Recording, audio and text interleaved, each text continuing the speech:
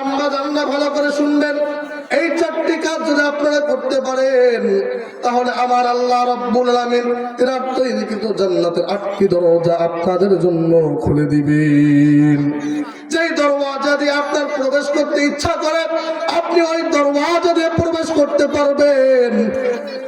এই চারটি কাজ আমাদের জীবনে প্রত্যেকের আনা দরকার। 1 নম্বর আমলের কথা রাসূল আরবি সাল্লাল্লাহু আলাইহি ওয়াসাল্লাম বলেন, আল মারআতু ইযা সাল্লাত খামসাহা, যেই মহিলাগুলো, যে আমার উম্মতগুলো, উম্মতের নারীগুলো 1 নম্বর আমল করবে, 5 ওয়াক্ত সালাত সময় মতো আদায় করবে, আমার আল্লাহ রাব্বুল ওই নারীদের জন্য তারা তৈরিকৃত জান্নাতের 8টি দরওয়াজা খুলে দিবেন। সুবহানাল্লাহ। 2 নম্বরে বলেন ওয়াসামাত শাহরাহা, এবং রমজানুল মুবারক মাসে যেই নারীগুলো রোজা রাখবে কোনো কৌশল অবলম্বন করবে না। একটু অসুস্থ হয়ে গেলে বলে আমার ওজাতে না রাখলে ভালো হয়তো, কথা বলেন ঠিক কিনা? অজুহাত তালাশ করবে না, সুযোগ খুঁজবে না। আল্লাহ রাব্বুলের দেওয়া বিধান, ফরজ হুকুম, ফরজ রোজা আদায় করবে। আল্লাহ রাব্বুল আলামিনের ওই বান্দীদের জন্য আল্লাহ তৈরি জান্নাতের 8টি দরওয়াজা খুলে দিবেন। সুবহানাল্লাহ। আমরা শুধু শুনলে হবে না, বাড়িতে গিয়ে বলতে হবে আম্মাজানকে, কথা বলেন ঠিক কিনা? দিলের কান দিয়ে শুনতে হবে।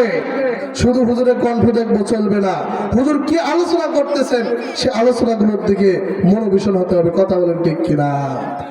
যাই হোক, সরকার দু আলম জনাবে মুহাম্মদুর রাসূলুল্লাহ সাল্লাল্লাহু আলাইহি ওয়াসাল্লাম 3 নম্বর আমলের কথা বলেন, ওয়া আহসানাত ফারজাহা। সরকার দু আলম জনাবে মুহাম্মদুর রাসূলুল্লাহ সাল্লাল্লাহু আলাইহি ওয়াসাল্লাম বলেন, যে নারীগুলো নিজের লজ্জাস্থানকে হেফাজত করবে আল্লাহ রাব্বুল আলামিন তাদেরকে জান্নাতের মালিকানা দান করবেন। সুবহানাল্লাহ। আজকে মানুষের মধ্যে লজ্জা নেই, কথা বলেন ঠিক কিনা? অথচ হাদিসের মধ্যে এসেছে আল হায়াউ শুবাতুন মিনাল ঈমান, যাদের হায়া নেই, লজ্জা নেই, শরম নেই, তাদের ঈমান নেই, কথা বলেন ঠিক কিনা? আগের জামানায় শুনেছিলাম, দাদাদের মুখ থেকে শুনেছিলাম, মুরব্বীদের জবান থেকে শুনেছিলাম, বলেছিল যে আমরা লুকাইয়া লুকাইয়া সিনেমা দেখতে গিয়েছিলাম। বলুন তো দেখি, সিনেমা যখন দেখতে গিয়েছিল একাকী গিয়েছিল, ওখানে মেয়ে দেখুক কিংবা ছেলে দেখুক একাকী দেখেছিল। কিন্তু আজকে সমাজের মধ্যে কি হয়ে গেল? ঘরে ঘরে টিভি দিয়ে ভরপুর, কথা বলেন ঠিক কিনা?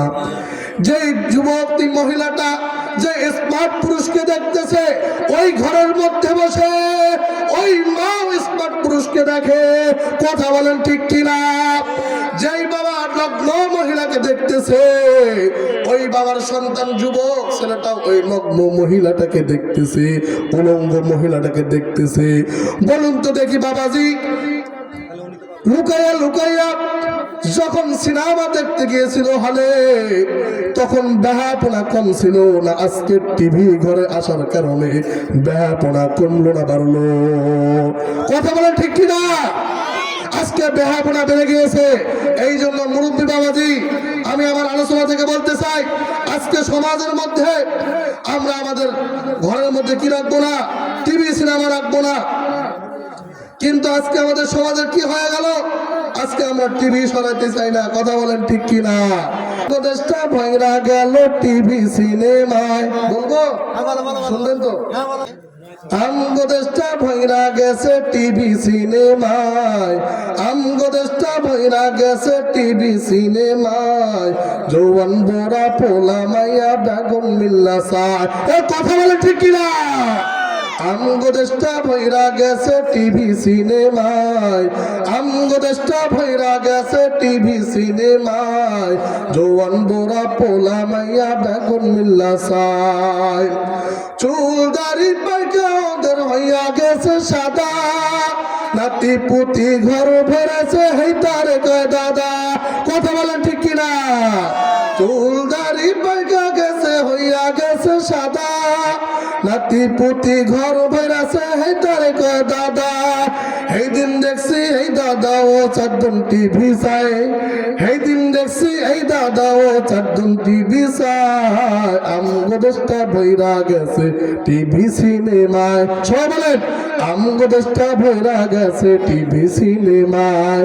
জওয়ান বুড়া পোলা মাইয়া বেগুন মিল্লা চায়, আমগো দেশটা ভৈরা গেছে টিভি সিনেমায়।